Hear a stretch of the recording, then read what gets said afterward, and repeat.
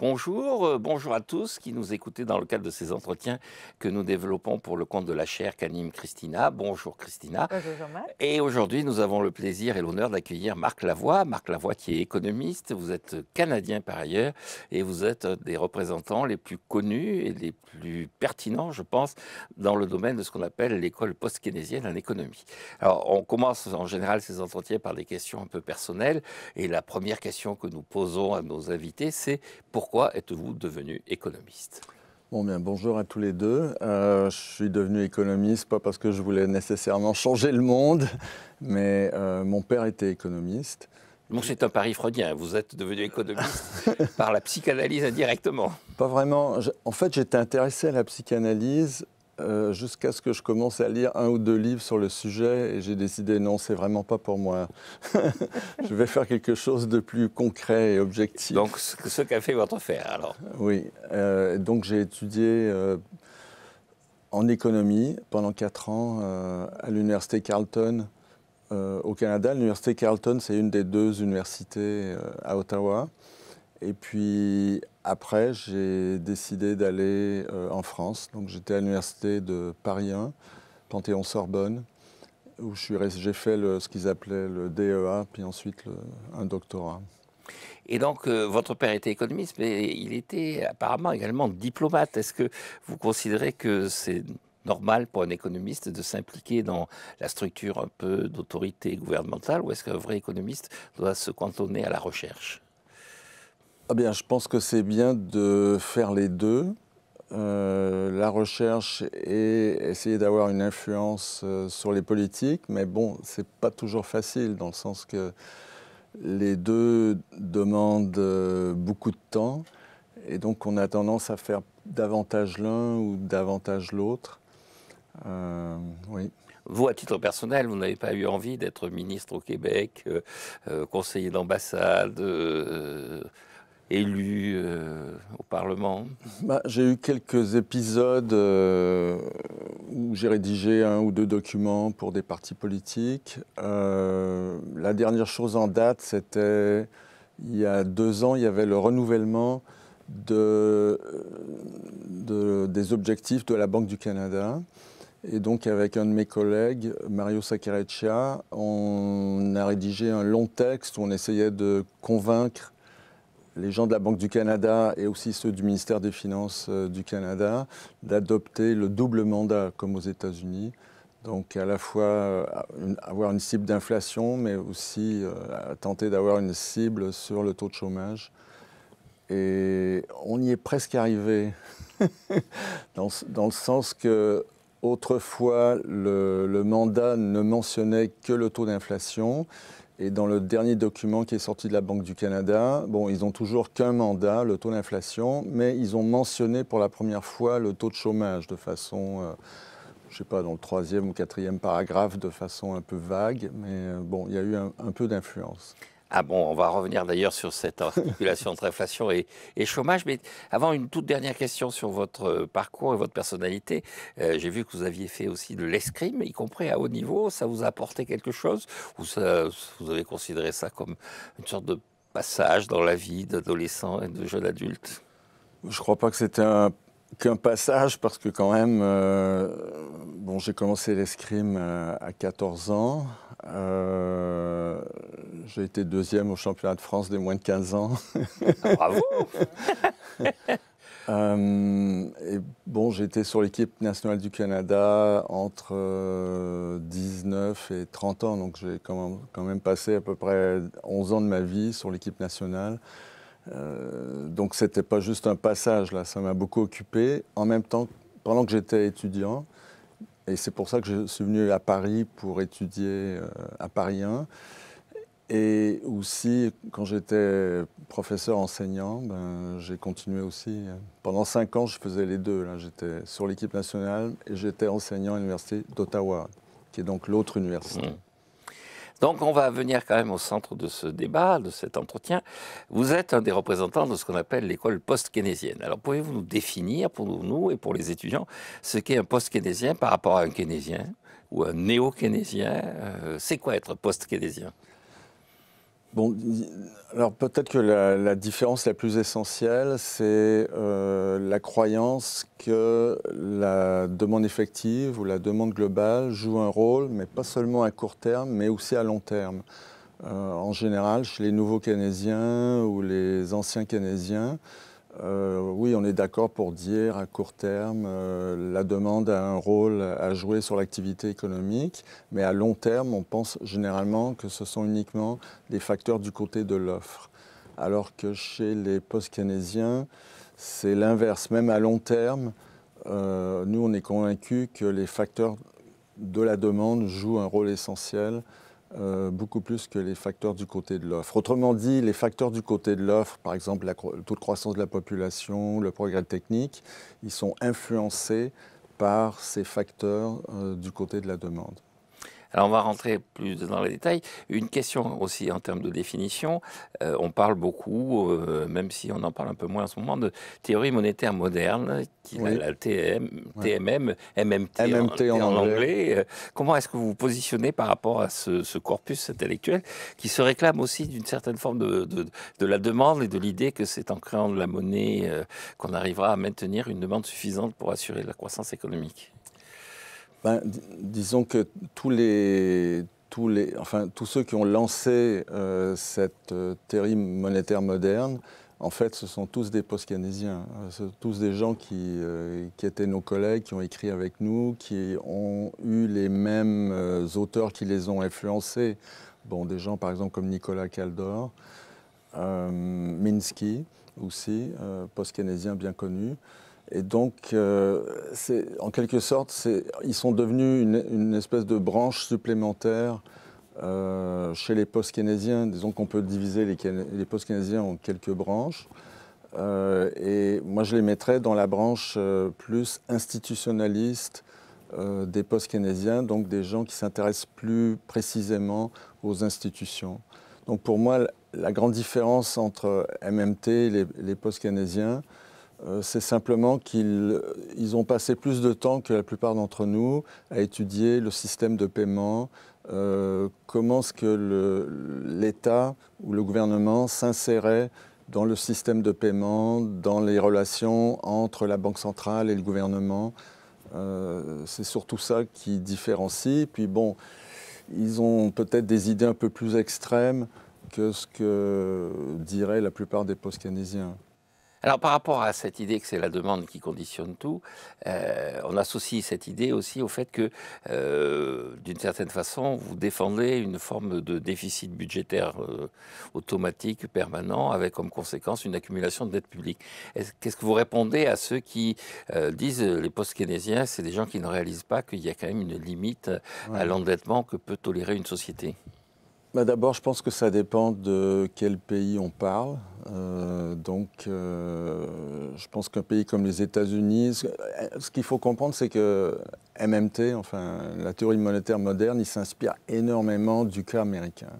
Alors, je pense que dans le cas américain, ce qu'ils disent, euh, je pense qu'on peut le considérer comme étant assez valable. Pour les autres pays, la situation est quand même un peu différente. Mais je ne dirais pas que les post-keynésiens ou les gens de la théorie monétaire moderne sont nécessairement pour des déficits. Et je dirais... Et vous-même, vous pensez que ça peut être une nécessité d'avoir un déficit budgétaire récurrent, une sorte de structurel, ou est-ce que vous considérez qu'effectivement, il y a un moment où de toute façon, une société ne peut pas accepter une dette publique au-delà d'un certain niveau? Je ne pense pas qu'on puisse identifier un certain niveau en tant que tel, mais ce que je dirais, c'est que je crois que dans une économie, c'est normal que les gouvernements aient des déficits. Maintenant, la question, c'est est-ce que la dette croît plus vite que l'activité économique? Donc c'est la dette entre Mmh, la dette par rapport au PIB. mmh.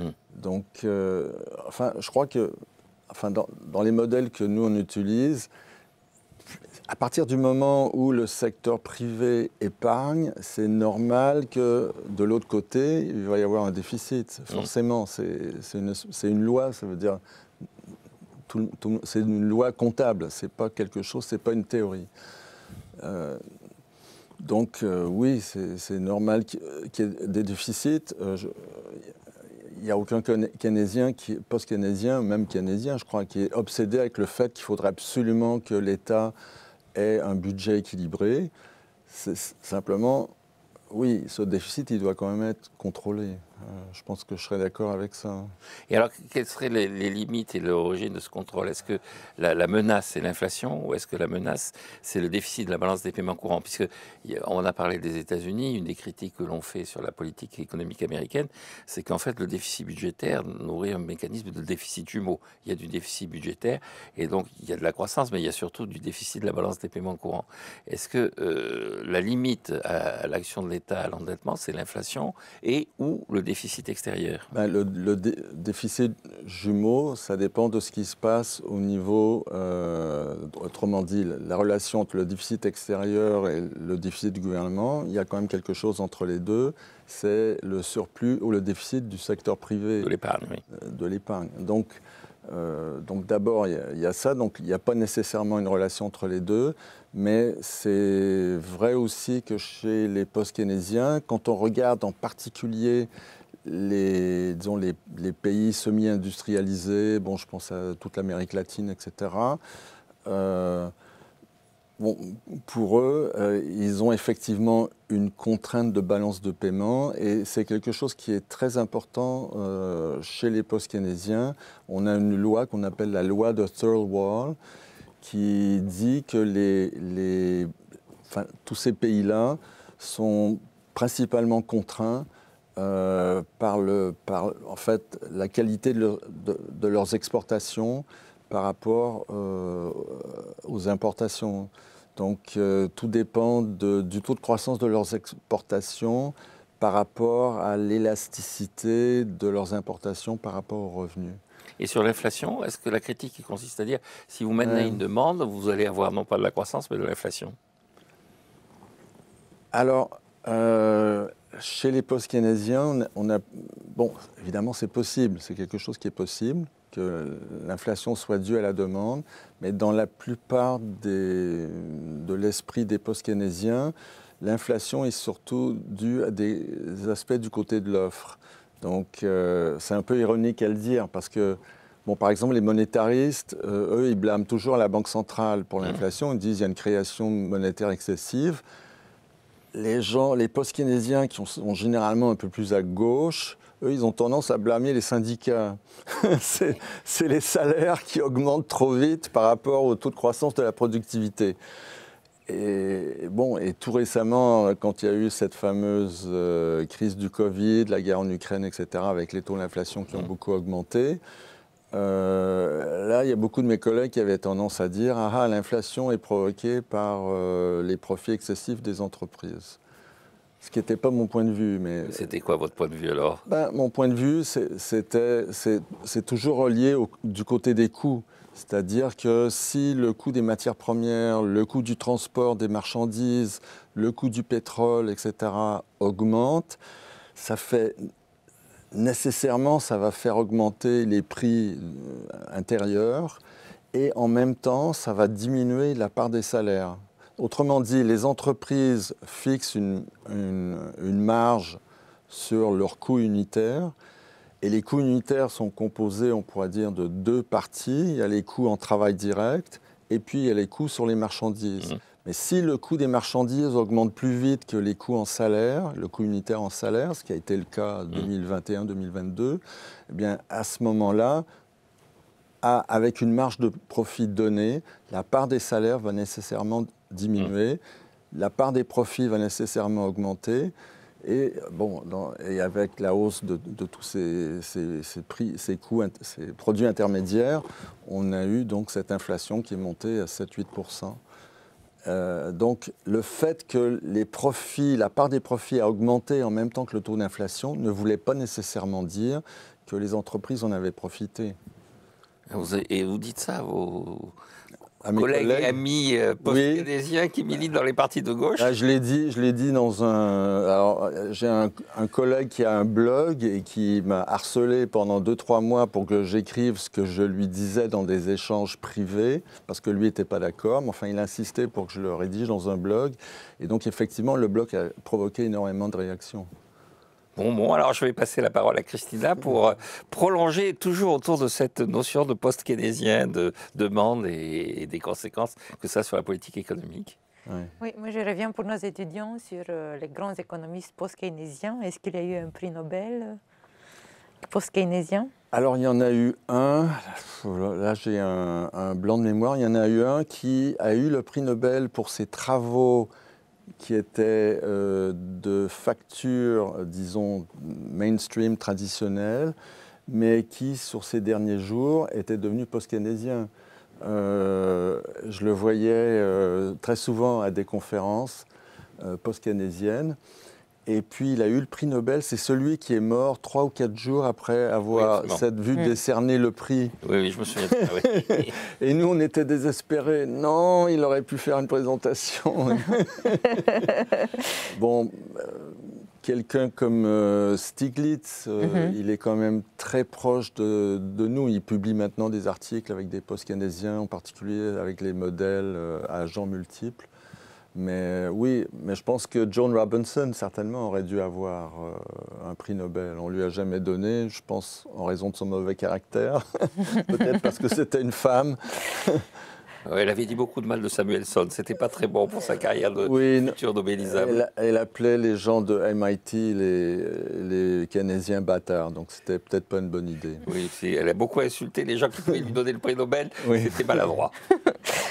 En fait, je pense que Joseph Stiglitz, en tout cas, il lit le Journal of Post-Keynesian Economics, parce que moi j'ai publié au début de ma carrière un article et j'ai eu la surprise de découvrir qu'il me cite, donc c'est sûr qu'il lit le... Oui. Voilà, on le voit de temps en temps à des conférences où il y a surtout des post-keynésiens. Oui, mais il ne se revendique pas en tant que tel. Non. Mais lui, sa tactique, c'était, OK, je vais rester dans le mainstream en essayant d'insérer des idées, disons, hétérodoxes. C'était sa façon de voir les choses. Et pour vous, les plus grands économistes post-keynésiens, c'est qui? C'est Kaldor? C'est quelqu'un d'autre? C'est lui qui a apporté le plus. Oui, moi, mon préféré, c'est sans doute Nicolas Kaldor. Mais il y a aussi un économiste polonais qui s'appelle Michał Kalecki, qui était donc un contemporain de Keynes, dont on dit qu'il a aussi découvert le principe de la demande effective en même temps que Keynes. Donc oui, ça serait peut-être les deux personnages les plus importants, John Robinson aussi. Est-ce que vous pourriez nous dire plus pour nos étudiants sur Nicolas Kaldor? Sur Miklos Kaldor, parce qu'il est hongrois. Oui. Il a changé son nom. Absolument. C'était quelqu'un d'extrêmement innovateur. Il a vraiment inventé toutes sortes de choses. Il parlait déjà des équilibres multiples dans un article vers 1938. À une époque, tous les étudiants en France connaissaient les modèles de croissance et répartition de Kaldor, Pazinati. On est dans les années 70-80. Oui, exactement. Ouais. Donc tous les manuels français, il y avait toujours des chapitres là-dessus. Moi, Nicolas Kaldor, je l'ai beaucoup admiré, disons, pour ce qu'il a écrit sur la théorie monétaire. Donc, en 1970 en particulier, il avait écrit un article où il tentait de s'opposer à Milton Friedman, parce que Milton Friedman, à partir de la fin des années 60, est devenu, a créé le monétarisme en quelque sorte, et est devenu le personnage néoclassique très en vue, très influent sur la politique économique. Et Kaldor a essayé de le bloquer en quelque sorte. D'ailleurs, il est devenu Lord Kaldor, on l'a envoyé... C'était la chambre des pairs, la chambre des lords. Oui, c'est ça. Et donc, oui, moi j'aime beaucoup ce qu'il a écrit sur la monnaie.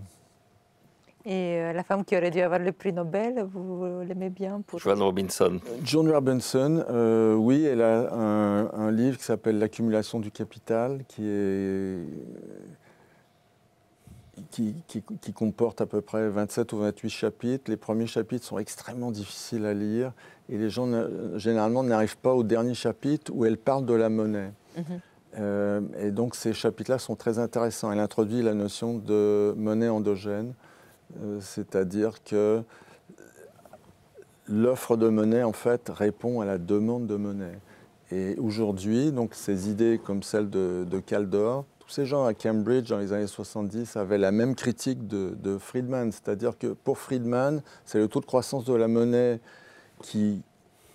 excessif qui crée l'inflation, tandis que pour les post-keynésiens, Kaldor, Robinson et les autres, c'est l'inverse, c'est-à-dire c'est une causalité renversée, inversée, c'est-à-dire c'est le taux de croissance de l'activité économique, du PIB, qui va mener à une croissance du stock de monnaie, de l'offre de monnaie. Et les banques, la Banque centrale, essentiellement, elle a un statut défensif. Ce qu'elle cherche à faire, c'est créer suffisamment de monnaie banque centrale pour éviter des grandes fluctuations du taux d'intérêt. Et donc tout le contrôle, maintenant tout le monde est d'accord là-dessus, mais c'est des idées que défendaient les post-keynésiens, donc déjà à partir de John Robinson, 1956, Nicolas Kaldor, 1970. En France, vous avez un économiste qui l'a dit aussi de façon très très claire, il s'appelait Jacques Le Bourgeois, professeur à l'université de Rennes. Et donc qui a mis de l'avant cette idée de causalité renversée. Ça veut dire que la Banque centrale ne peut rien contre l'inflation? Non, la Banque centrale, alors justement, la Banque centrale ne peut rien directement pour contrôler l'offre de monnaie ou même la monnaie banque centrale, mais ce que peut faire la Banque centrale, c'est contrôler les taux d'intérêt. Donc en augmentant les taux d'intérêt, elle peut éventuellement, sous certaines conditions, ralentir l'économie. Donc, Juste, si vous considérez que l'inflation est par les coûts, que c'est les salaires qui évoluent sans être en accord avec la productivité, en quoi le fait d'augmenter les taux d'intérêt va modifier la productivité, le comportement des syndicats? Donc ça va ralentir la demande interne. Ce que vous dites est exact, c'est-à-dire que la Banque centrale a un impact mitigé sur l'inflation. Et donc, le type d'inflation dont vous parlez, c'est-à-dire à cause du coût des matières premières, etc., en fait, il faut que toutes les banques centrales se mettent ensemble. Parce que le coût des matières premières, du pétrole, ça ne dépend pas de ce qui se passe dans un seul pays, ça dépend de la demande globale au niveau mondial. Et donc, c'est pour ça que c'est difficile pour la Banque centrale de contrôler l'inflation, mais si les grandes banques centrales font toutes la même chose, donc à ce moment-là, ça fait diminuer la demande mondiale, et à ce moment-là, il va y avoir un ralentissement du taux de croissance du coût des matières premières ou du coût du pétrole. C'est-à-dire, juste, puis je rends la parole à Christina, concrètement sur le marché du travail, vous êtes plus ou moins en train de nous expliquer que c'est le chômage qui, en modérant l'attitude des salariés, va avoir comme conséquence de réduire l'inflation. Et donc, la Banque centrale, elle est efficace si elle provoque du chômage. Non, mais si je caricature un peu votre pensée, mais... Oui, non, mais c'est pas seulement... disons, le ralentissement de l'activité économique, en tout cas dans des pays comme le Canada et les États-Unis, c'est surtout au niveau du marché de la construction. Donc l'augmentation des taux d'intérêt fait que, parce que dans ces pays-là, il y a beaucoup de gens qui ont des hypothèques sur 1 an ou 2 ans, donc le taux est fixé pour 1 an ou 2 ans, et donc l'augmentation des taux d'intérêt a peu d'impact sur l'activité des entreprises autres que dans la construction, mais ça va donc ralentir le domaine de la construction qui est le seul qui est vraiment sensible aux fluctuations des taux d'intérêt. Et ça va aussi ralentir la demande provenant des consommateurs qui, eux, sont obligés de mettre davantage de leurs revenus sous la forme de dépenses en paiement hypothécaire. Et alors, juste pour finir sur ce thème, est-ce qu'un post-keynésien adopte la courbe de Phillips, c'est-à-dire l'arbitrage entre l'inflation et le chômage, et le chômage, ou est-ce que vous considérez que c'est obsolète, ou en tout cas que ça n'a jamais été pertinent? Il y a beaucoup de discussions là-dessus. Donc, enfin, moi-même et d'autres, on a souvent argumenté que la courbe de Phillips est horizontale à l'intérieur d'un certain niveau de taux de chômage. Et donc la courbe de Phillips traditionnelle n'existe ou bien que pour des taux de chômage très faibles ou que pour des taux de chômage très élevés. Et qu'entre les deux, il n'y a pratiquement aucun impact du taux de chômage sur le taux d'inflation. Et donc on en revient à cette idée, le taux d'inflation finalement, alors il dépend de quoi? Il dépend de ce taux de croissance du coût des matières premières, ça peut dépendre dans des pays où le taux de change fluctue beaucoup, ça va dépendre du taux de change. Oui, alors justement, pour finir sur ce thème, c'était l'idée que j'avais en tête, on est en change flottant, Oui. et donc le change a un impact, ce qui n'était pas à l'époque de Caldor. Caldor avait arrivé les changes flottants, Ouais. mais en particulier, il critique Madame Thatcher pour le fait qu'elle elle fait monter son taux de change pour lutter contre l'inflation, mais il dit vous créez un désert industriel. C'est-à-dire que il dit c'est une arme qui est une arme ambiguë parce que vous réduisez l'inflation, mais vous détruisez les exportations. Est-ce que le taux de change pour vous a un rôle et quel rôle il doit avoir ce taux de change? Eh bien, alors, bon, je parlais justement des pays d'Amérique latine, donc pour eux, c'est une variable extrêmement importante, parce que dans des pays comme, je pense, la France ou le Canada, ce qu'on appelle le pass-through, donc quand il y a, disons, quand le taux de change se déprécie, est-ce que ça entraîne nécessairement une augmentation du prix des produits importés? Dans des pays comme la France, des pays industrialisés, le Canada, les États-Unis, non, pas tant que ça. Mais dans ces pays qui sont moins industrialisés, eux autres, ils ont des entreprises qui en fait sont dominées par les entreprises étrangères. Et donc, c'est les entreprises étrangères qui fixent les prix sur les marchés domestiques de ces pays-là. Et donc, dans ces pays-là, oui, le taux de change, si vous avez une dévaluation, ça risque de provoquer l'inflation. Et souvent, ça provoque aussi une baisse du salaire réel. Et donc, une baisse de la demande.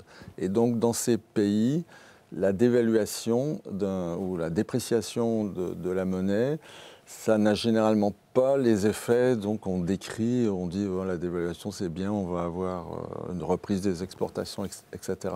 Mais dans ces pays-là, non. C'est certainement pas le cas. Christina, alors. Oui, moi à l'heure d'aujourd'hui, l'économie traditionnelle postule qu'une société devrait souffrir, être austère, Oui. Et se livrer à une concurrence effrénée pour atteindre le mieux-être. Est-ce que le message post-keynésien diffère? Quel serait, d'après les post-keynésiens, le premier objectif économique d'un gouvernement? Le premier objectif, je pense, nous, tel qu'on le conçoit, c'est le plein emploi. Ça tourne autour de ça. Alors, autrefois, on associait plutôt le plein emploi à des taux de croissance élevés.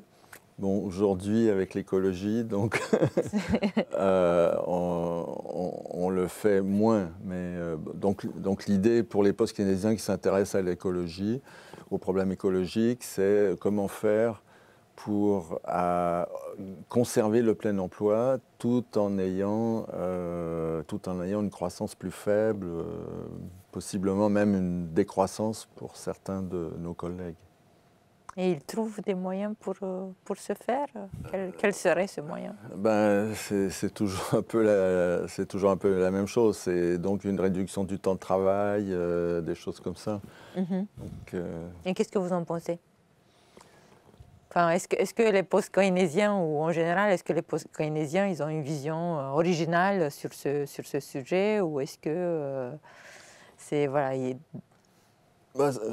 c'est pas nécessairement une vision originale. Je pense que. Est-ce que vous êtes pour la décroissance, par exemple? Bon, j'ai des doctorants. J'espère qu'ils vont écouter cet entretien, qu'ils vont le retrouver sur Internet et l'écouter. J'ai eu 2 doctorants qui ont écrit leur thèse justement sur ces questions. Et l'un d'entre eux donc, écrivait sa thèse à l'intérieur même des modèles post-keynésiens qui généralement sont là pour expliquer des taux de croissance et comment faire pour accroître le taux de croissance, etc. Donc eux autres essaient de voir mais comment faire pour en arriver à la décroissance. Mais c'est très compliqué. D'abord parce que, à nouveau, est-ce que la décroissance va amener des déficits encore plus grands du gouvernement? Si les gens épargnent davantage, est-ce que ça mène à la décroissance ou au contraire, s'ils épargnent davantage, est-ce qu'on va avoir davantage d'investissements? Enfin, c'est extrêmement compliqué. Oui, cette question était celle posée par Edwin Le Héron, professeur à Bordeaux, ouais, qui est aussi président de l'ADEC, qui est l'Association pour le développement des études keynésiennes. Et il se posait voilà, la même question voilà, que vous, et il m'a demandé de vous, oui, de vous poser comment on fait, parce qu'en fait le post-keynésianisme est associé au plein emploi. Le plein emploi, on l'obtient avec une croissance qui est très forte, et c'est une croissance tirée par l'investissement. Donc, dans ce contexte, comment on se situe dans le débat de la transition écologique? Oui, ben, je me souviens que, disons, vers 2000, j'en discutais avec un collègue. Et on était très énervés par tous ces, disons, écologistes ou certaines personnes de gauche qui pensaient que c'était terminé aujourd'hui, que c'était plus possible d'avoir un taux de croissance élevé. Et donc, c'était plus possible d'avoir le plein emploi et qu'il fallait se lancer complètement dans l'économie sociale et solidaire, que c'était la seule façon de s'en sortir. Et c'est vrai que les post-keynésiens se sont peu intéressés jusque vers 2000-2010 aux problèmes écologiques pour les raisons évoquées. Nous, on veut plus de croissance, on n'en veut pas moins. Mais bon, maintenant, donc l'esprit, c'est d'accord, on peut essayer d'avoir davantage d'emplois, même si on a une croissance plus faible. Disons que, alors depuis 2000-2010, il y a beaucoup plus de post-keynésiens qui essaient de réfléchir à ça, qui essaient de réfléchir surtout aux aspects financiers du ralentissement de l'économie ou de la décroissance, ou le fait qu'on va abandonner certains secteurs comme le secteur pétrolier. Quelles vont être les conséquences pour ces actifs financiers, en anglais c'est stranded assets. Et les actifs échoués, on dit. Les actifs échoués. Moi, j'allais dire des actifs en risque. Oui, c'est une mauvaise traduction de l'expression anglaise, mais en français, maintenant, on parle d'actifs échoués. Non, mais au moins, c'est imagé. C'est très bien. Et... Pour un Canadien, je ne sais pas si vous acceptez cette traduction. Bien sûr, c'est très bien. Et donc, maintenant, il y a beaucoup plus de travaux là-dessus. Des travaux aussi, on essaie d'intégrer des modèles d'input-output, justement pour tenir compte, il y a certains secteurs qui sont liés au secteur pétrolier, d'autres qui ne le sont pas. Donc, comment est-ce qu'on va faire pour essayer d'investir davantage vers un secteur plutôt que l'autre? Et ce qui est intéressant, c'est que depuis environ une dizaine d'années, les gens qui sont en économie écologiste, qui publient par exemple dans des revues comme Ecological Economics, qui est très très lu, où il y a des dizaines d'articles qui sortent à chaque mois, eux autres commencent depuis une dizaine d'années à adopter les modèles post-keynésiens, donc les hypothèses post-keynésiennes, une approche que je n'ai pas mentionnée encore, qui s'appelle l'approche stock-flux cohérente,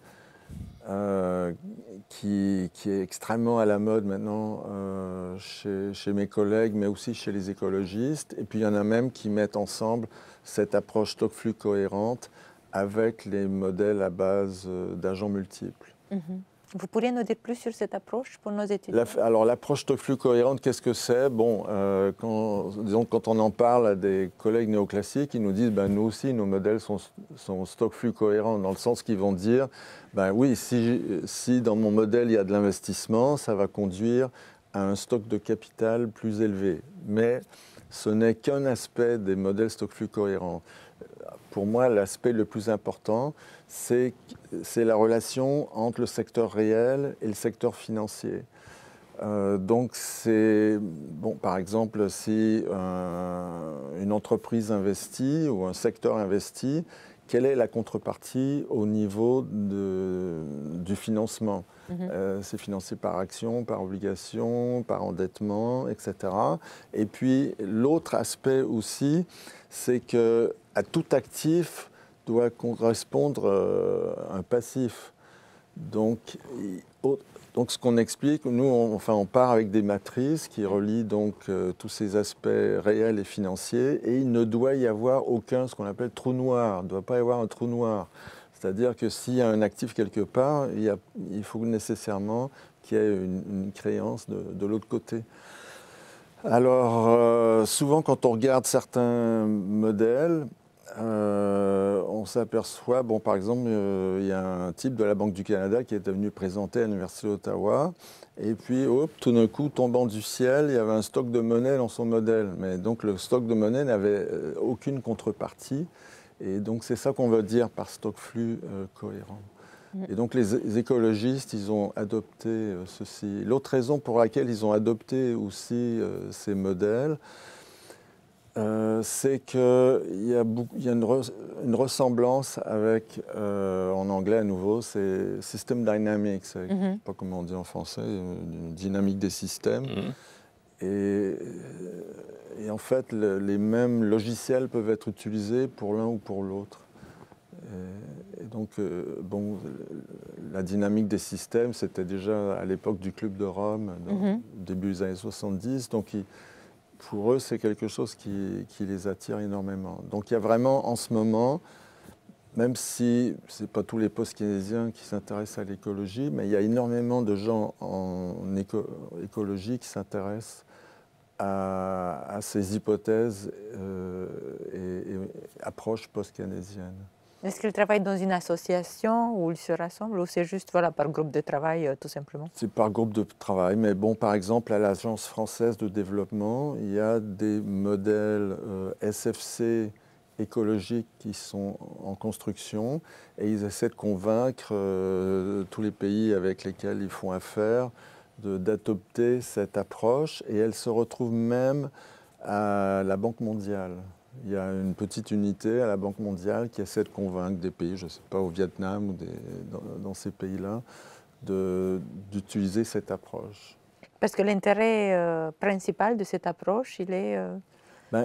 L'intérêt principal, c'est toujours le même, c'est-à-dire que ce qui joue le rôle le plus important, c'est du côté des quantités. Et donc les effets de substitution, les effets prix sont moins importants.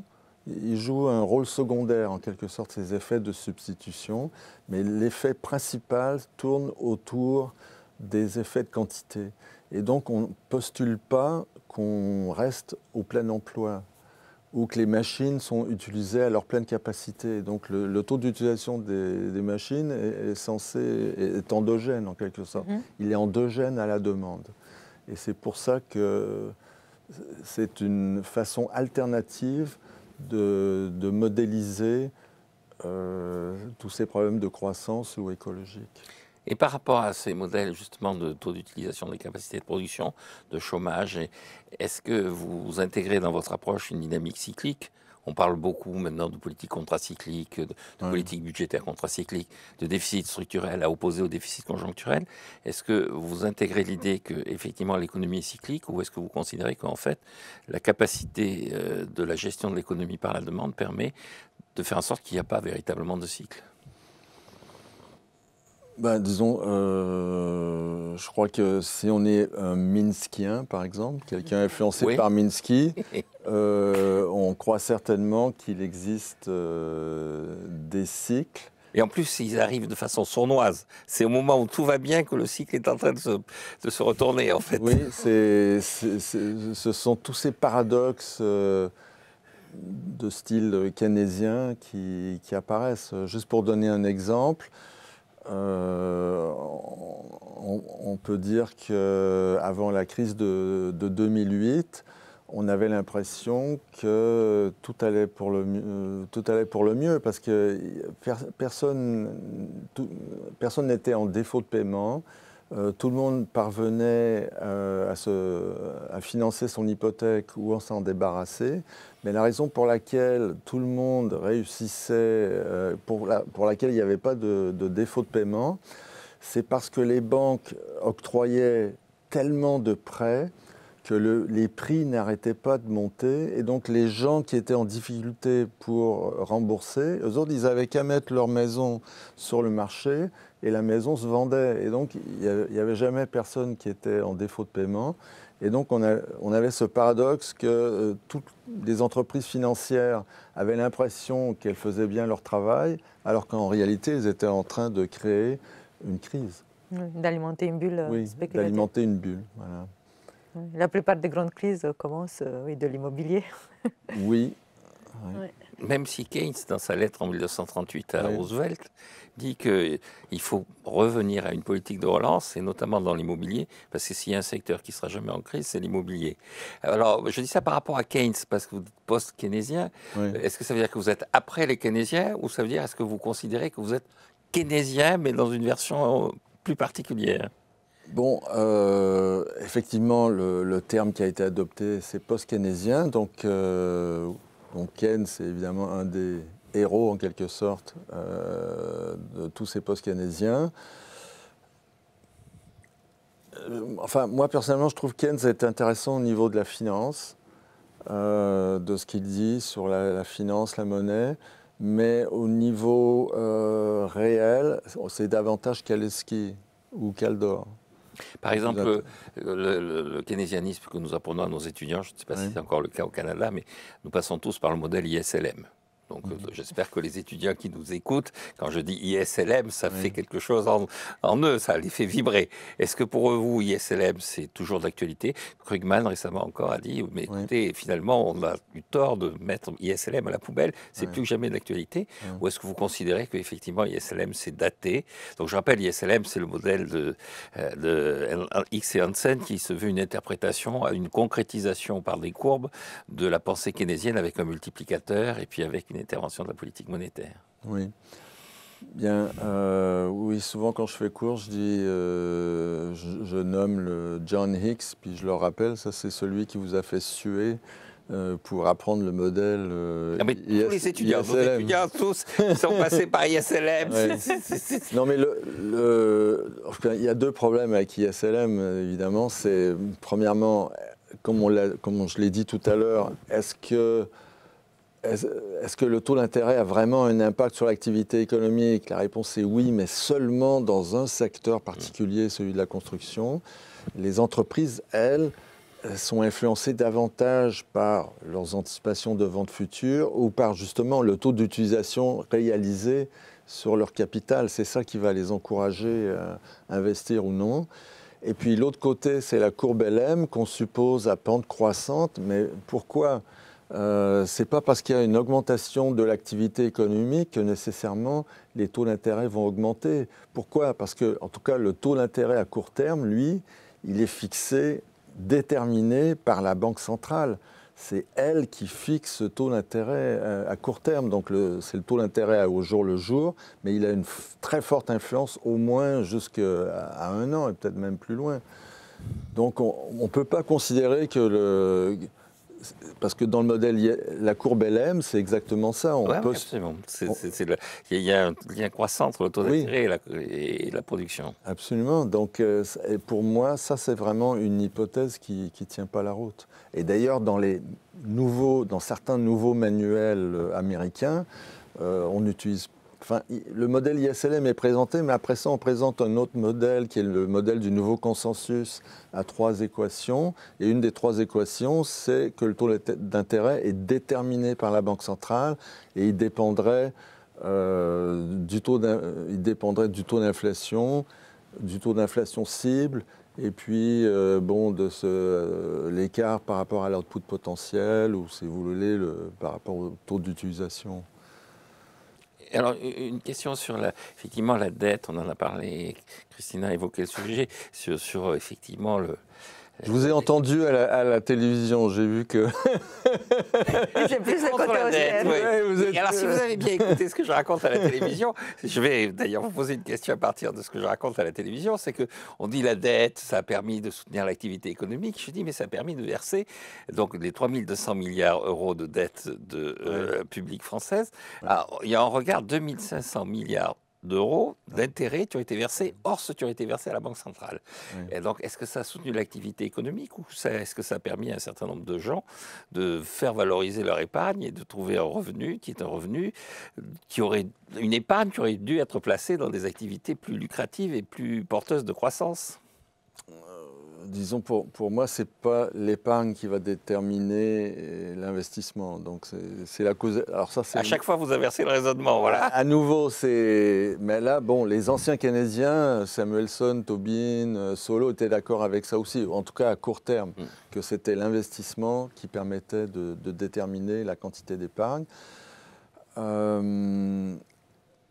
Enfin, si je regarde ce qui se passe en France, donc ce que je dirais, enfin, normalement, les paiements en intérêt qui sont faits par le gouvernement, dans une économie qui serait complètement fermée, elle revient à d'autres citoyens du pays qui, eux, peuvent dépenser une partie des intérêts reçus sur la dette publique. Le problème dans beaucoup de pays, et je dirais en France, c'est que vous avez la moitié de la dette qui part à l'étranger. Oui. Elle n'est pas des Japonais. Elle est détenue à l'étranger. C'est donc, ce que je dis à la télévision, si vous m'avez écouté à la télévision, j'ai dit, grâce à la dette publique, les Français paient la retraite des Norvégiens. Oui. Est-ce que c'est véritablement un objectif de politique économique de faire en sorte que les Français paient la retraite des Norvégiens? C'est pour ça que,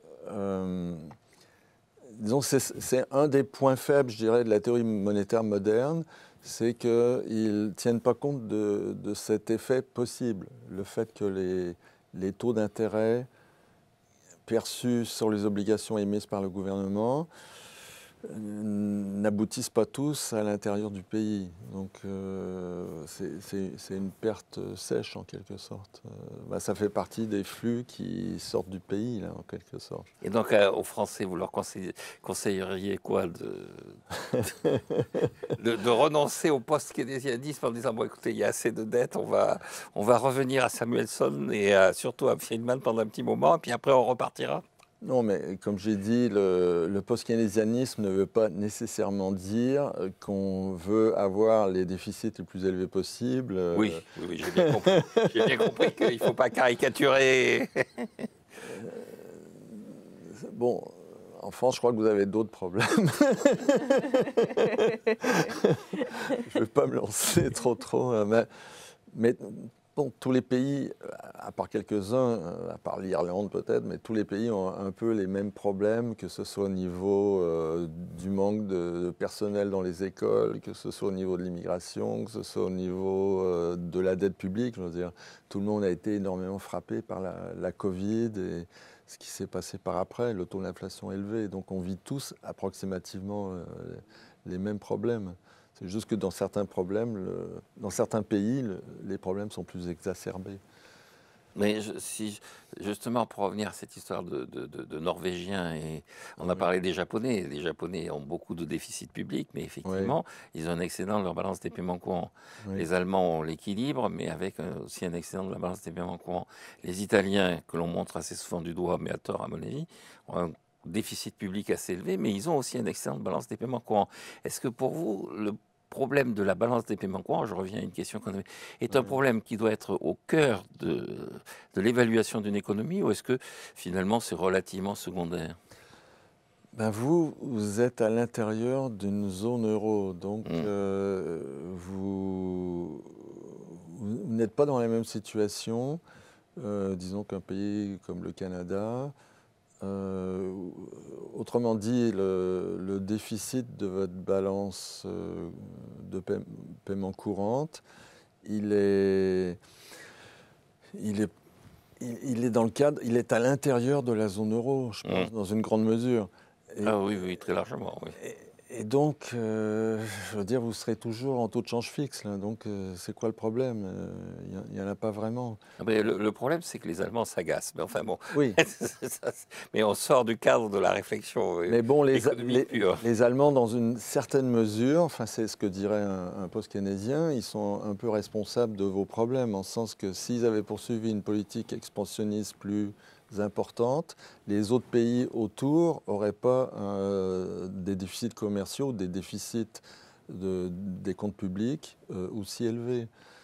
Donc ça, c'est un autre avantage des modèles stock flux cohérent, c'est qu'il existe aussi des modèles du même type que ceux que j'ai décrits, mais avec deux pays. Donc on a deux pays ou même trois pays, et étant donné qu'il n'y a aucun trou noir, on peut voir exactement ce qui se passe si tel pays commence à exporter davantage, disons, vers les États-Unis, ben, ça va avoir des répercussions sur les autres, sur disons, le second pays. Disons qu'on a deux pays de la zone euro et les États-Unis. Il y a un des deux, disons l'Allemagne, qui réussit à exporter davantage vers les États-Unis. Ça va avoir un impact sur le taux de change de l'euro par rapport au dollar américain, et donc ça va avoir un impact sur l'activité économique du second pays de la zone euro. Donc tous ces modèles stock flux cohérents tiennent compte de tout ça, et donc c'est facile de voir à ce moment-là qu'une politique restrictive ou d'austérité en Allemagne va avoir des conséquences négatives sur des pays comme la France. Alors je vais revenir à Joanne Robinson, et puis après je laisserai à Christina le soin de conclure. Il y a deux choses que je voulais évoquer sur Joanne Robinson. La première, elle était une des participantes les plus déterminées dans ce qu'on appelait la querelle des deux Cambridge. Oui. Et son thème, c'est-à-dire que, je pense à ça avec stock flux, c'est que le stock, le capital, on ne peut pas le mesurer, ça n'existe même pas.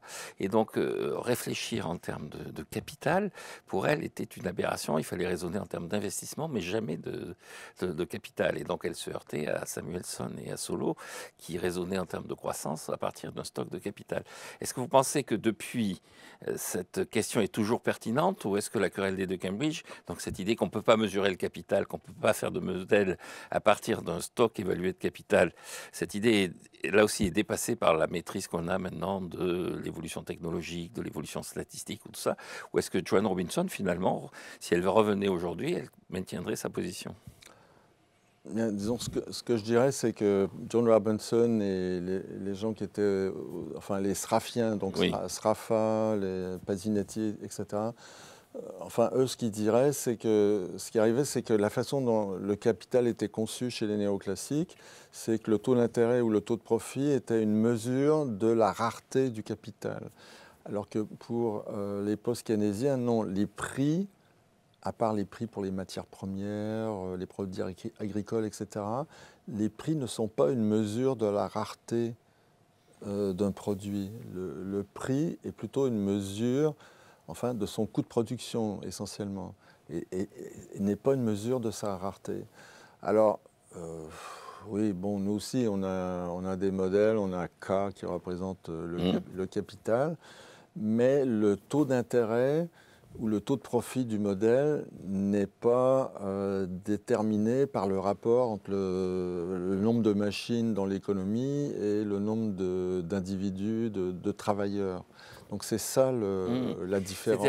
Quand on parlait d'ISLM, mais quand vous enseignez la croissance selon Solow, vous vous dites, je suis en train de vendre n'importe quoi à mes étudiants, oui. Vous adhérez au modèle? Non, moi, jamais je présente le modèle de Solow. Ah oui, vous ne le faites pas. Bah, où je le montre juste pour montrer comment il fonctionne, mais pour moi, il n'a aucun intérêt, parce que justement, tout est mené par l'offre, et donc ça ne correspond pas, disons, à notre vision, qui est que le monde est mené par la demande, en fait. Oui, je comprends. Et alors, ma dernière question personnelle, mais qui est vraiment personnelle, c'est Joanne Robinson, je ne sais pas si vous savez ça, enfin je pense que vous le savez, quand elle a pris sa retraite, elle a envoyé au Guardian une lettre pour les contribuables britanniques en s'excusant. Elle a dit, voilà, j'ai passé ma vie à enseigner l'économie, donc j'ai vécu au crochet du contribuable pour rien, parce que je n'ai rien apporté à qui que ce soit. Et alors, il y a un certain nombre de gens qui ont dit, c'est la preuve qu'elle a un grand sens de l'humour, et elle a dit, je n'ai jamais eu le sens de l'humour. Donc, est-ce qu'en tant qu'économiste, vous avez des doutes parfois sur la nature de ce que nous enseignons, sur l'utilité de ce que nous faisons, ou vous vous dites, de toute façon, je fais mieux que mon père, et puis mon fils fera mieux Non, mais enfin moi, oui, j'ai souvent des doutes sur tous les départements de sciences sociales ou d'économie. Là, je me dis, est-ce qu'on devrait mettre autant d'argent là-dedans? On devrait peut-être en mettre davantage dans les départements de génie, génie informatique, ou dans les départements de faculté de médecine. Mais John Robinson est devenu très, très pessimiste vers la fin de ses jours. Oui, absolument. Et donc ça explique cette lettre que vous mentionnez. Bon, je ne suis pas aussi pessimiste qu'elle, mais oui, enfin, comme je viens de le dire, oui, des fois je me demande si on devrait mettre autant d'argent, surtout dans les départements mainstream. Ah, ça c'est le coup de pied de l'âge. C'est une coda venenum, comment dire à la tête. Je donne la parole à Christina plutôt que de répondre. Ouais. Donc, moi, j'aurais juste souhaité savoir, et Edwin Leron souhaite savoir aussi, qu'est-ce que vous pensez de la situation actuelle du courant de pensée post-keynésien au Canada et dans le monde en général. Comment vous voyez le post-keynésianisme aujourd'hui et demain? Bah, disons, au Canada, ça ne se passe pas très bien, malheureusement. En fait, peut-être ça va vous surprendre, mais Ou nous faire plaisir. En France, c'est beaucoup plus dynamique que ça peut l'être au Canada. Mais il y a des pays où le post-keynésianisme est quasi dominant. Par exemple, au Brésil, dans la plupart des grandes universités d'État, ce sont essentiellement des post-keynésiens, ou en tout cas des hétérodoxes, proches de l'école de la régulation, ou des institutionnalistes, ou les Schumpeteriens aussi. Schumpeter a beaucoup d'influence. Nous avons notre représentant, Philippe Aghion. Et bon, en Europe, il y a quand même... Enfin, disons que c'est toujours difficile pour un post-keynésien de trouver un poste dans une université ou dans une université dite prestigieuse, mais il y a beaucoup plus d'étudiants intéressés à l'économie post-keynésienne, aux économies hétérodoxes, qu'il pouvait y en avoir il y a 15 ans ou il y a 30 ans. Enfin, ah oui? Oui, il y a énormément d'organisations. Par exemple, il y a ce qui s'appelle Institute for New Economic Thinking, qui de façon ironique est subventionné par George Soros, qui aide énormément tous ces étudiants, doctorants, etc., à s'organiser, à organiser des conférences, à pouvoir participer aux conférences post-keynésiennes ou hétérodoxes à travers le monde. Il y a des réseaux un peu partout. Cet été, j'étais pendant 10 jours en Chine, où il y avait une école d'été post-keynésienne. Dans quelle ville? C'était, je me souviens plus du nom de la ville, c'était dans une ville au bord de la mer Jaune. Et donc c'était organisé en fait par des gens qui sont à Beijing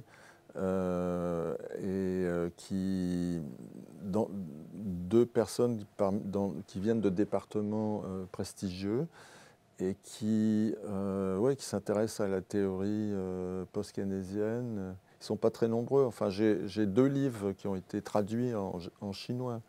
Ah. Oui, y compris, il y a un de ceux-là, mais il y a aussi le plus gros livre là, qui fait à peu près 700 pages, donc ils ont traduit. Puis ils veulent traduire l'autre que j'ai écrit avec Wynne Godley, qui discute justement de ces modèles stock-flux cohérents. Bon, vous me direz, s'il y a 1 milliard de Chinois, c'est sûr qu'il y en a au moins une trentaine qui s'intéressent à l'économie post-keynésienne, c'est normal. Mais non, c'est beaucoup plus dynamique que ça l'était il y a 20 ans.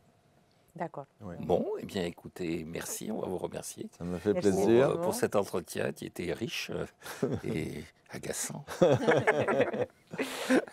Merci beaucoup. D'accord, ça m'a fait plaisir.